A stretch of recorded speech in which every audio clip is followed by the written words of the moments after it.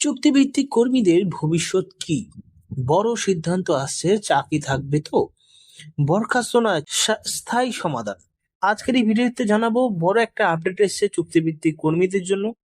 ভিডিওটা শেষ পর্যন্ত দেখো, সমস্ত বিষয়গুলো বুঝতে পারবে। চলো ভিডিও শুরু করা যাক।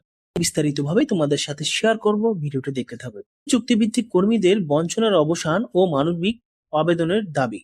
রাজ্যের পূর্ণাঙ্গ বাজেট পশ্চিমবঙ্গে সরকারের গৃহীত একাধিক জনকল্যাণমুখী সিদ্ধান্তের আওতায় আশাকর্মী, সিভিক ভলেন্টিয়ার, প্যারা টিচার সহ চুক্তিভিত্তিক কর্মী উপকৃত হয়েছেন। সামরিক বৃদ্ধি ও সামাজিক সুরক্ষার এই উদ্যোগে রাজ্য জুড়ে সমাদিত হয়েছে। তবে এই প্রক্রিয়ার বাইরে রয়ে গেছেন হোম অ্যান্ড হিল বিষয় দপ্তরের কর্মী এবং পশ্চিম সোসাইটি ফর স্কিল ডেভেলপমেন্ট এর অধীনস্থ অসংখ্য চুক্তিভিত্তিক কর্মীরা।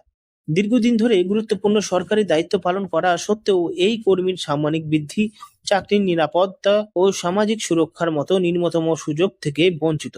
নামমাত্র বেতন, পরিবারের ভরণ পোষণ করা এবং বর্তমানে পরিস্থিতির স্বাস্থ্য বীমার অভাবে আকস্মিক চিকিৎসার খরচ বহন করা তাদের জন্য প্রায় অসম্ভব হয়ে পড়েছে।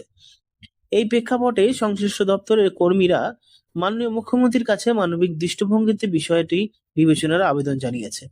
তাদের দাবি, সরকারি প্রতিশ্রুতি অনুযায়ী সমকাজে সমবেতন নীতি কার্যকর করা হোক এবং চাকরির স্থায়ী নিরাপত্তা নিশ্চিত করা হোক।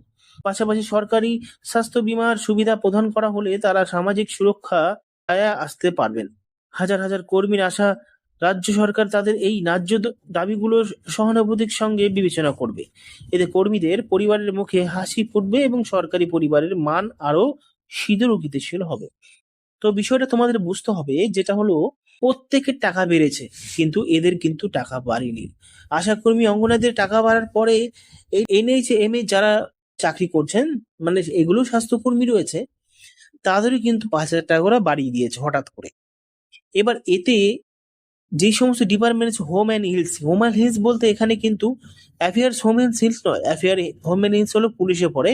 হোম অ্যান্ড হিলস আলাদা জগতের একটা পোস্ট, যেখানে এরা PBSSD মানে সোসাইটি ফর স্কিল ডেভেলপমেন্টে যারা কাজ করছে তাদের কিন্তু এখনো কোনো বেতন বাড়া হয়নি। যেমন রয়েছে হলো গ্রুপ ডি রয়েছে, এর মধ্যে রয়েছে আরো অনেক পোস্ট। পশ্চিমবঙ্গের বেশিরভাগই কিন্তু PBSSD পোস্ট রয়েছে, যেখানে তাদের কিন্তু কোনো বেতন কাঠামো কিচ্ছু বলা হয়নি। এর সাথে যারা যারা চাকরি করছে স্থায়ী পোস্টে, অস্থায়ী পোস্ট, তাদেরও কিন্তু বেতন বাড়ানোর কথা কিন্তু বলা হয়েছে এবং সেই অনুযায়ী কিন্তু তাদের বেতন বাড়তে চলেছে কিছুদিনের মধ্যে। সরকার তাদের কিন্তু বেতন বাড়াবে এবং সমকাজে সম বেতন হবে, এটাই কিন্তু সব থেকে বড় বিষয়। যেখানে সমস্ত চাকরি প্রার্থীরা যারা রয়েছেন, অস্থায়ী কর্মীরা, তাদের কিন্তু টাকা বাড়িয়ে দেওয়া হবে। এবং এই যে PBSSD রয়েছেন, মানে সোসাইটি ফর স্কিল ডেভেলপমেন্টে যারা কাজ করছেন হোম অ্যান্ড হিলসে, এদের কিন্তু বলা হচ্ছে ওষুধের খরচ এবং বাড়ি ঘর সামলানোর খরচটা বহন করতে পারছে না তারা।